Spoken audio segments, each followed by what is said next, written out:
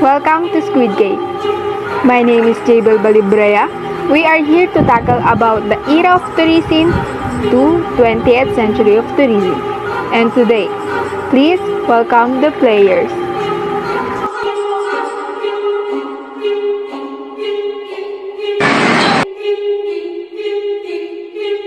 Very nice to the conceptuality.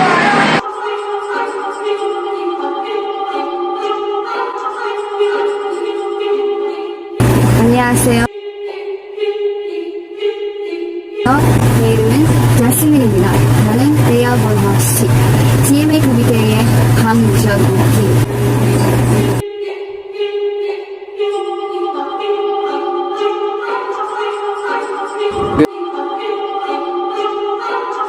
Good day everyone, I'm player number 35, I'm Joey Bues Cañete. Ako nga pala ang ML Gods ng Cavite.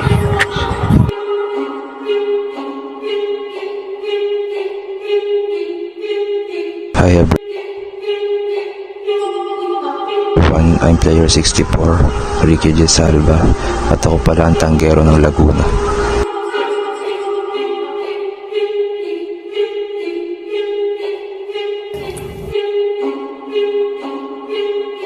Hi, I'm player number 99. My name is Christine Joanna D. Hernandez, ang gold ng Laguna.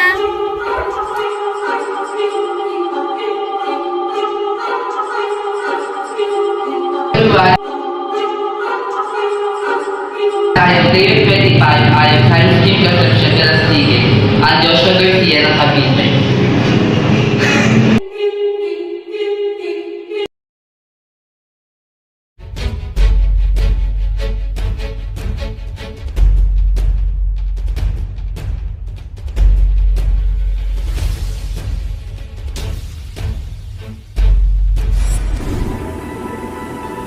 Truth, excellence, and service. The truth is our priority. We give justice to your curiosity. Latest news spotted only here on CBSU News. Giving the latest and news for today, I am Cyber Astige. And I am Jasmine De Jesus, and we are your studio anchors for today. The fastest growing industry known for generating the world's economy and has opened a lot of career opportunities has been recognized. The hospitality and tourism industry is known as the largest and fastest growing industry in the world. It is known for creating a host of new jobs and the major source of revenue for various countries. And it does not affect the economy of specific countries, but also that of the entire world.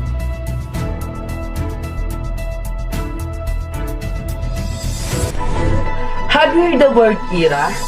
We often hear this word when we are discussing about history, something or event.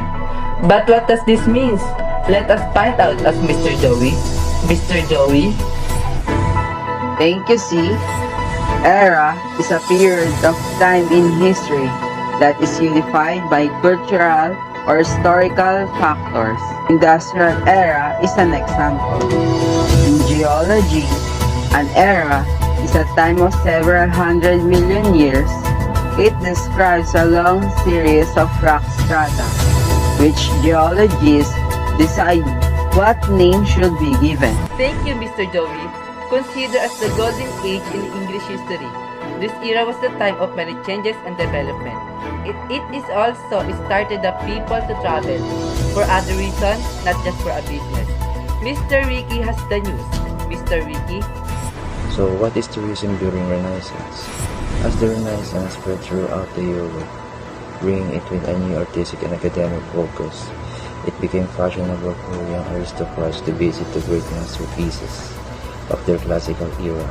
As a part of their classical education, mainly Roman art and architecture, this became known as a grand tour. And how people did travel during Renaissance era. There are many different ways of transportation. Most people traveled by boats because it was the cheapest, and they also traveled by trains, foot, bikes, and camels. Merchant ships, carriages, horses, and donkey were mostly used by wealthy people. So, what is history of tourism? Tourism can be recognized as a people who have traveled the narrative of Marco Polo in 13th century. the grandeur of British and aristocracy to Europe in the 18th century, and the journeys of David Livingstone through Africa in the 19th century are all examples of early tourism. What was life during the Renaissance era? People during the Renaissance enjoyed all sorts of entertainment. They went to festivals, sporting events, and played games such as chess, checkers, and backgammon. Perhaps the biggest event was the carnival, which took place the last year. People would have big parties and dress up in costume for the masquerade. So that's all. Thank you. Deemed as one of the important eras in tourism, in this industrial revolution brought changes in the tourism industry. Major changes occurred that made people to travel for other activities aside from business. It is also said that there were developments in the type of tourism during this period. Ms. Jabo, is it true? Yes, Jasmine. The Industrial Revolution was one of the important eras of tourism.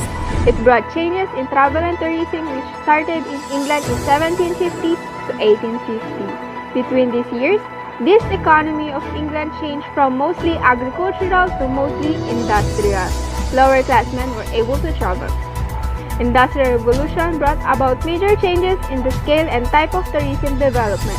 The increase in productivity, regular employment, and growing urbanization gave more people the motivation, opportunity to go on holidays. Developing the transportation increased tourism because it was easier, safer, and faster to travel. The story of travel and tourism essentially mirrors the advances of mankind. That is, as human beings, evolve when transportation and technology improve. The period of social changes 19th century played major roles in the growth of tourism. It has also introduced the use of railways and steam power. But what greatly affected the growth of the industry during this period? Miss Luz has the answer. Miss Luz? On January 1, 1801, the 19th century was begun and ended on December 31, 1900. Two technology was developed in 19th century. It has a great effect on the growth of tourism. The railways and steam power. Railways create not only for the business by providing reliable and cheap transportation, but also more as various private companies invested heavily in resort, hotels, and entertainment facilities. Steam power provided the increased mobility needed by the tourism business. Steamers on major rivers provided reliable and inexpensive transportation. 20th century or the so-called golden age of travel for the rich. By this time, more people were eating out than before for some factors. And also, both domestic and international tourism was encouraged for certain purposes. Miss Christine, tell us more about it. Thank you, Jasmine. The tourism region is a geographical region that has been designated by governmental organization or tourism bureau as having common cultural or environmental characteristics. These regions are often named after historical or current administrative and geographical regions. Other have names created especially for tourism purposes. The names often evoke certain positive qualities of the area and suggest a coherent tourism experience to visitors. Countries, states, provinces, and other administrative regions are often carved up into tourism regions. In addition, drawing the attention of potential tourists, these tourism regions often provide tourists who are otherwise unfamiliar with an area with manageable number of attractive cuisine options. Known for its great economic success, hospitality and tourism industry gave us an inspiring story. Tourism and hospitality are two of the greatest global economic success stories. It is a phenomenon that has arisen and it is difficult to define because of its complexity. When time began, so did tourism and can be recognized as long as people have traveled. Without a break, the industry continued to grow throughout the years, starting from the 1500 BCE. We have seen major changes in the areas of travel, accommodation, transportation, and food and beverages, from the most simplest to the most sophisticated. And those were the top stories for this day. Truth, excellence, and service. The truth is our priority. We give justice to your curiosity. Once again, I'm Cyber Stige.